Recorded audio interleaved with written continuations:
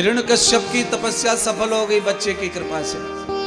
ब्रह्मा जी ने वरदान दे दिया कि अमर तू नहीं होगा, मृत्यु तो तुझे आएगी, पर हां न तू इन 12 महीनों में मरेगा, न सुबह न शाम, न दोपहर को न रात को, न अस्त्र से न शस्त्र से, न इंसान से न जानवर से, न धूप से न पानी से, तू सबसे नहीं मरेगा, फिर भी तेरा मरण तो आएगा। हिरण्यकश्यप ने कहा कि जब मैं इंसान से नहीं मरूंगा, तलवार से नहीं मरूंगा, चक्र से नहीं मरूंगा, धनुष से नहीं मरूंगा, आग पानी से नहीं मरूंगा, तो फिर मरने की कोई और विधा है ही नहीं, मैं नहीं मरूंगा। बस हा हा हा हा हा हंसते हुए आया और आकर के घर पे धमक गया और कहा, महारानी कयाधु स्वागत करो, तुम्हारा पति तपस्या में ब्रह्मा से वरदान प्राप्त करके आया है, अब मैं विष्णु को नहीं छोड़ूंगा, मैं मेरे साथ मेरा पुत्र भी पैदा हो गया, अब हम 2 हो गए। हाय हाय, कल्पना करो, बालक 1 दिन का है और पिता ने पहले 1 दिन में ही उसको दुश्मन बना के तैयार कर दिया, भगवान का यह दुश्मन है, हम 2 हो गए।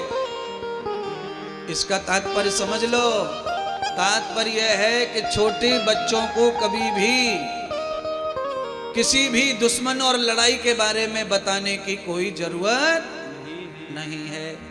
अच्छी बात हो तो बताओ, आपका दुश्मन कौन है, आपकी लड़ाई किससे चल रही है, ये छोटे छोटे बच्चों में मत डालो कानों में महाराज, ये अच्छा नहीं है। दुश्मन का दुश्मन बनाना ये नाश करने की जड़ है, ये नहीं चाहिए अपने को। बदलो,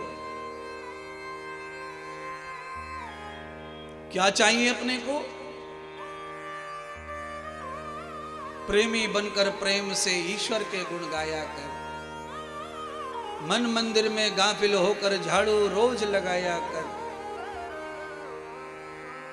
प्रेम भरा हो आपके हृदय में, यही बच्चे को सिखाओ।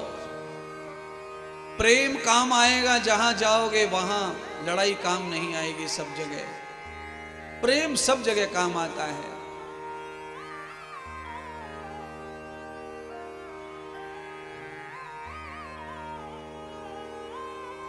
तीन साल का बालक हुआ, राक्षसों के झुंड में भेज दिया शुक्राचार्य के यहां, मेरे बालक को 5 वर्ष में ही विष्णु का दुश्मन बना के अस्त्र शस्त्र बल विद्या सिखाओ और बालक को असुर बना दो, असुर बना दो, असुर बना दो, शूर असुर। मेरे बालक की भाषा में, वाणी में, बोली में सुर ना रहे, असुर हो जाए, कंसुरा बोले, गंदा बोले, राक्षस बना दो उसे। बंधुओं, संत कह के गए हैं, ऐसी वाणी बोलो जो 2 हृदयों को शीतल करने वाली हो। परस्पर ऐसी वाणी मत बोलो जिसमें मधुरता ना हो, स्वर ना हो, मिठास ना हो, है कि कोयल किसको देत है और वो कागा किसका हरत। क्या फर्क है कोयल और कौवे में? कौवे ने किसका धन छिनाया है, किसकी बैंक लूटी है, किसका अपहरण किया है, और कोयल ने किसको बैंक में भर दिया है। पर कौवे से दुश्मनी और कोयल से प्यार केवल वाणी का असर है, वाणी का असर है, वाणी की कला है।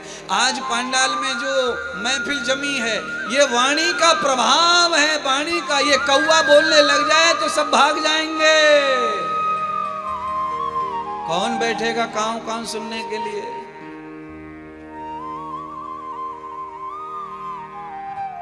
पेट में बालक नारद मुनि के उपदेश सुनकर आया, भगवान को भजते हुए पैदा हुआ।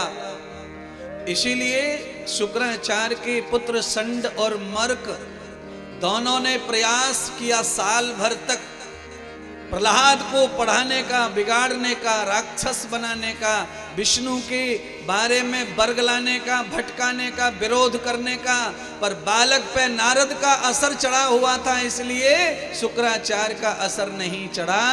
गर्भ में जो माता गर्भवती गुरु बना करके कंठी जपती है, उसका बालक कभी राक्षस नहीं होता और राक्षसों की बातों में भी नहीं आता।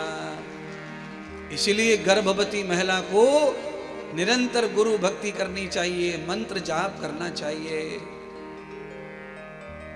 पर क्या करें, कल काल की बड़ी मुश्किल है।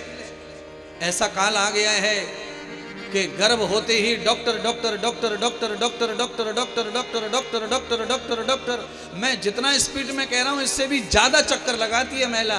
पेट में बालक आया तो एक बार मम्मी के नाम की, एक बार सास के नाम का, एक बार ससुर के नाम का, एक बार पति के नाम का, एक बार बड़े भैया के नाम का, सबके नाम का चेकअप करवाती रहती है।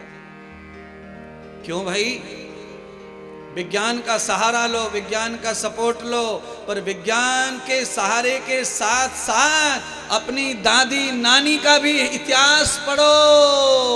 14-14, 16-16, 18-18 बच्चे पैदा हो गए। बाजरा काटते, मूंग नराते, गेहूं काटते, भूसा ढोते, ट्रैक्टर में नहीं बैलगाड़ी में आते आते जुड़वा जुड़वा पैदा हो गए रास्ते में। कोई डॉक्टर नहीं, कोई नर्स नहीं, दादी अभी तक जिंदा है। ये तो नेचुरल प्रक्रिया है, प्राकृतिक प्रक्रिया है, उसके लिए ही तुम्हें बनाया है प्रभु ने। तुम क्यों परमात्मा के बनाए हुए खेल को बिगाड़ रहे हो?